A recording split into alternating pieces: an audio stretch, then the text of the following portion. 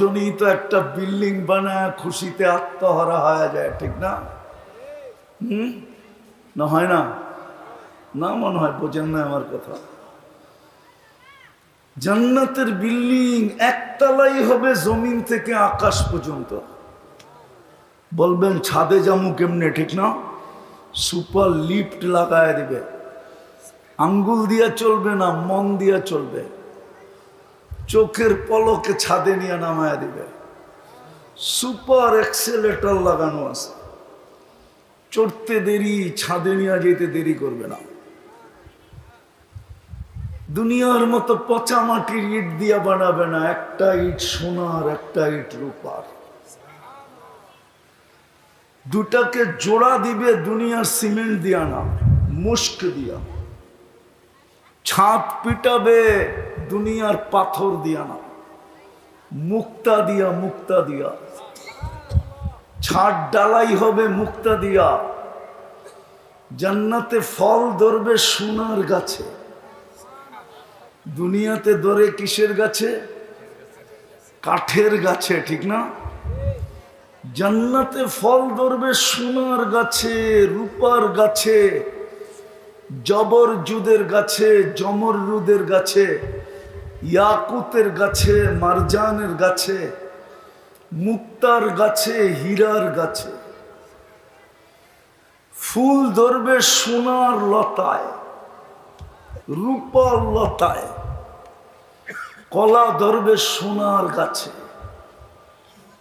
জান্নাতে সমস্ত ফার্নিচার হবে 8 প্রকারের জিনিস দিয়া, সোনা দিয়া, রূপা দিয়া, জবরজুদ দিয়া, জমররুদ দিয়া, ইয়াকুত দিয়া, মারজান দিয়া, মুক্তা দিয়া, না হয় হীরা দিয়া। ডেলি 70 বার কাপড় চেঞ্জ করবে। জান্নাতে পুরান কাপড় রাখার কোনো আলমারি নাই, ময়লা হইলে ধোয়ার কোনো ওয়াশিং মেশিন নাই। শুধু বাজ ভাঙতে দেরি, চেঞ্জ হতে দেরি হবে না। আল্লাহ পড়ায়ও দিবে, আবার খোলায়ও দিবে, নিজের খুলতেও হবে না, পড়তেও হবে না, এই কষ্টটাও দিবে না। জান্নাতের ভিতরে বুক থাকবে 70 হাজার আইটেম, 24 ঘন্টা সাজানো থাকবে। কোনো বাবরচি পাক করবে না, আল্লাহ কুদরত দিয়ে পাক করবে। জান্নাতে কোনো পেশাব পায়খানা হবে না। লা ইয়াবুলুন ওয়ালা ইয়াতাগাওয়াতুন। বলবে হজম হবে কিভাবে? তো ওটার জন্য দুনিয়ার একটা সিস্টেম বুঝাইলে বোঝানো যায়। অ্যালকোহল যেরকম অক্সিজেন পাইলে হাওয়া হয়ে যায়, এক লোকমা খাবে, আরেক লোকমা ঢুকাইতে যাবে, যাইতে দেরি, আগের লোকমা অক্সিজেনের মাধ্যমে হাওয়া হয়ে যেতে দেরি হবে না, আবার সুগ্রাণ হয়ে বাহির হবে। এক গ্লাস পান করে যখন আরেক গ্লাস পান করতে যাবে, আগেরটা এরকম অক্সিজেনের মাধ্যমে হাওয়া হয়ে যাবে। এরকম খাইতে থাকবে, হাওয়া হইতে থাকবে। 70 আইটেম, হাজার আইটেম খাবে। মা বোনরা ডেলি 70 বার লেহেঙ্গা চেঞ্জ করবে। 3 কিলোমিটারের ঘের থাকবে, কুচি থাকবে 3 কিলোমিটারের ঘের।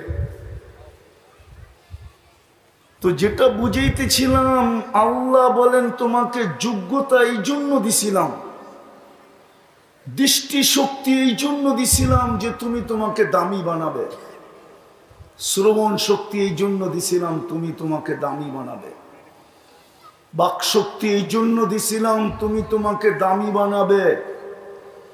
এই জন্যই কিন্তু উচ্চারণের উপরে সওয়াব আছে, উচ্চারণের উপরে কি? আরে মনে হয় বোঝেন নাই। উচ্চারণের উপরে সুবহানাল্লাহ, এটা উচ্চারণ না? না উচ্চারণ না? উচ্চারণ করতে দেরি, সৌরজগতের অর্ধেক নেকি দিয়া ভরতে দেরি হয় না। তো আল্লাহ শ্রবণ শক্তি দিছিলেন নিজেকে দামি বানানোর জন্য। বাকশক্তি দিছিলেন দামি বানানোর জন্য, দৃষ্টি শক্তি দিছিলেন দামি বানানোর জন্য। একটা উদাহরণ দিলে বুঝে আসবে। বলেন তো বর্তমানে হজ করতে কয় টাকা লাগে? নিম্নে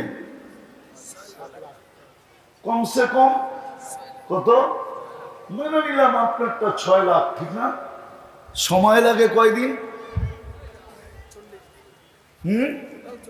আচ্ছা, টোটাল 2 সপ্তাহ ধরলাম, ঠিক না? 14 দিন, ঠিক না? কমসে কম কত? 14 দিন। টাকা লাগলো কত? সময় লাগলো কত? যেতে হবে কোথায়? মক্কা মদিনা, ঠিক না? সত্য তো? দৃষ্টি শক্তি দিছিলেন দামি বানানোর জন্য। হজ করতে গেলে 6 লক্ষ টাকা লাগে। হায় হায়, আল্লাহ গরিবদেরকে কেমন ভালোবাসছিলেন, উম্মতে মুহাম্মদীকে আল্লাহ কেমন ভালোবাসা দিছিলেন।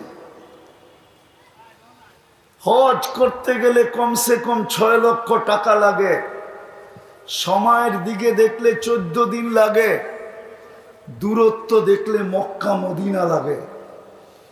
দূরত্ব মক্কা মদিনা। অথচ কোনো সন্তান যদি সদয় দৃষ্টিতে মা বাবার দিকে দেখে, আরে বলেন না, আরে বলুক না হুজুররা, হুজুররা বলুক না,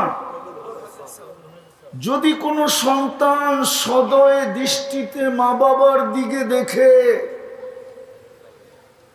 কিন্তু এখানে তো একজন যুবকও নাই যে ডেলি বাহির থেকে দৌড়াইতে দৌড়াইতে দৌড়াইতে দৌড়াইতে যায়। যদি জিজ্ঞাসা করে তুই দৌড়াস কেন, বলে তুমি বুঝবে না। বলে বল না দেখি বুঝি কিনা। বলে আমি তো গরিব, হজ করার তো সুযোগ নাই, 6 লক্ষ জমাইতেও পারবো না, করতেও পারবো না। 14 দিনের জন্য যদি চলে যাই, ডেলি আনি ডেলি খাই, 14 দিন আমার সংসারও চলবে না। যেতে হবে মক্কা মদিনা, এত দূর পর্যন্ত যাওয়াও সম্ভব না। আমি শুনছি মা বাবার দিকে সদয় দৃষ্টিতে দেখলে নাকি কবুল হজের সওয়াব মিলে। তাই আমি ছুটা যাইতেছি, ঘরে যাইয়া মাকে সদয় দৃষ্টিতে দেখব, বাবাকে সদয় দৃষ্টিতে দেখব, কবুল হজের সওয়াব আমার আমলনামায় লিখব। আর আল্লাহর রসুল বলেন হজ্জুল মকবুল, কবুল হজ, এটার বিনিময় একমাত্র জান্নাত। হইল নি জান্নাত না হইল না? হ্যাঁ, আল্লাহ যোগ্যতা দিছিল আমাদেরকে। বিশেষভাবে বলতেছিলাম মুসলমানকে, উম্মতে মুহাম্মদীকে নিজেকে দামি বানানোর জন্য। সে যেন নিজেকে দামি বানায়, যুবক যেন নিজেকে দামি বানায়, এরকম দামি বানায় যে আল্লাহ ওকে দেখবে আর বলবে।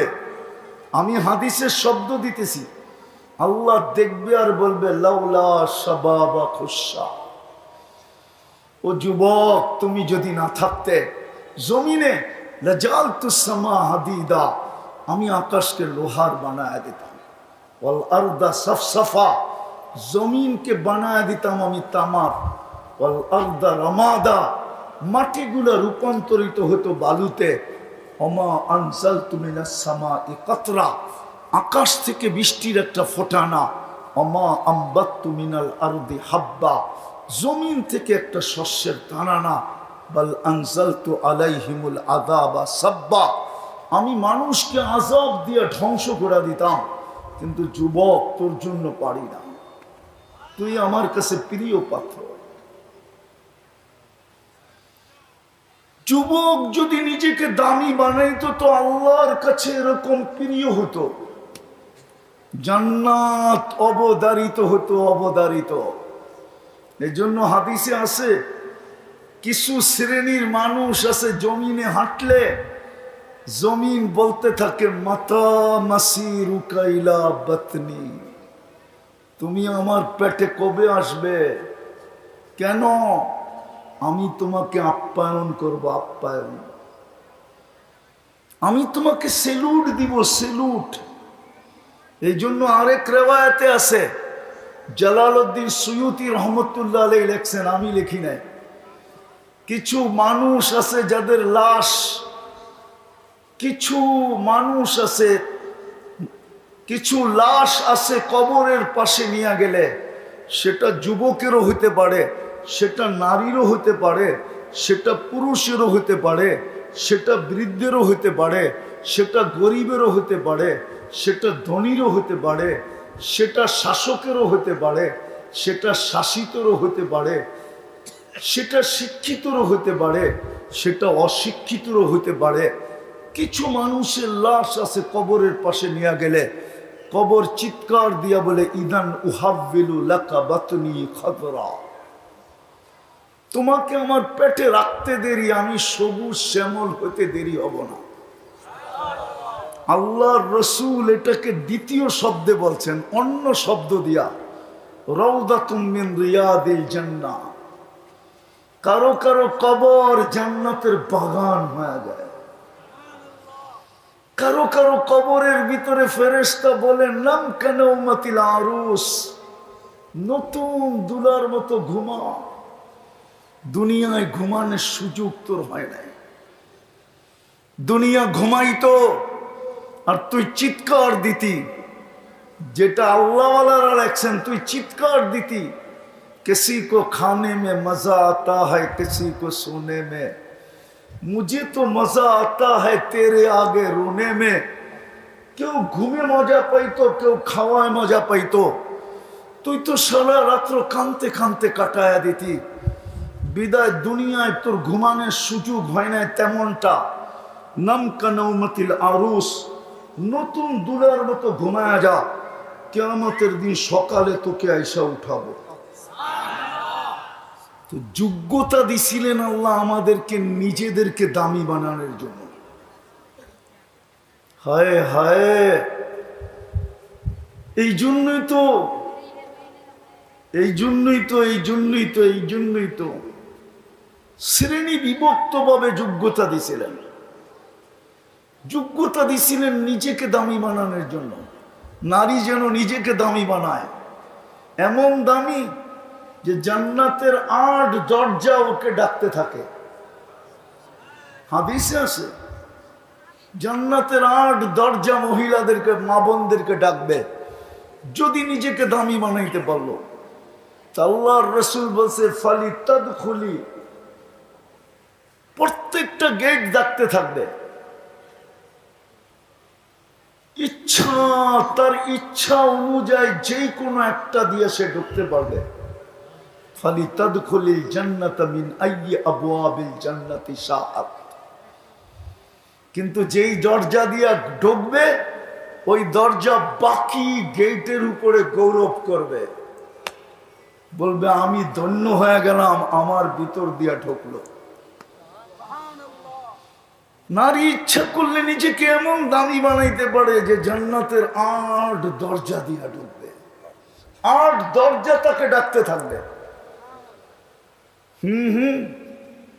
যুবক ইচ্ছা করলে এরকম দামি নিজেকে বানাইতে পারে যে কিয়ামতের দিন সুপার ডিলাক্স গ্যালারিতে বসে থাকবে আর হিসাব কিতাব পরিলক্ষিত করতে থাকবে। হাদিসে আছে, সাবাতুন ইয়াদিল্লুহুমুল্লাহু তাহতা দিল্লি ইয়াওমা লা দিল্লা ইল্লা দিল্লু। সাবাতুন ইয়াদিল্লুহুমুল্লাহু তাহতা আরশিহি ইয়াওমা লা দিল্লা ইল্লা দিল্লু। আল্লাহর আরশের নিচে ছায়া দিবে। যুবক ইচ্ছা করলে এরকম দামি নিজেকে বানাইতে পারে, পুরুষ ইচ্ছা করলে নিজেকে এরকম দামি বানাইতে পারে। কসম খোদা, এরকম দামি বানাইতে পারে যে মৃত্যু লগ্ন ফেরেশতা প্রটোকল দিতে আসবে। তাতানাজ্জালু আলাইহিমুল মালাইকা, ফেরেশতা নিতে আসবে, নিজেকে দেখাবে, অভয় দিবে, তোমার কোনো ভয় নাই, সান্ত্বনা দিবে, তোমার কোনো চিন্তা নাই। নাহনু আউলিয়াউকুম ফিল হায়াতিদ দুনিয়া ওয়া ফিল আখিরাহ। শুধু এইখানেই নয়, ওইখানেও আমরা থাকবো। ডাইনে থাকবো, বামে থাকবো, সামনে থাকবো, পিছে থাকবো, তুমি আমাদের মধ্যখানে থাকবে। এরকম অভয় দিয়া নেওয়া যাবে। তো যেটা আমি বুঝাইতে চাইতেছিলাম, আমি শেষ জায়গায় চলে আসছি, আর লম্বা করবো না। বুঝলে অল্পতেই বুঝবে, আর না হইলে সারা রাত্র বুঝাইলেও বুঝবে না।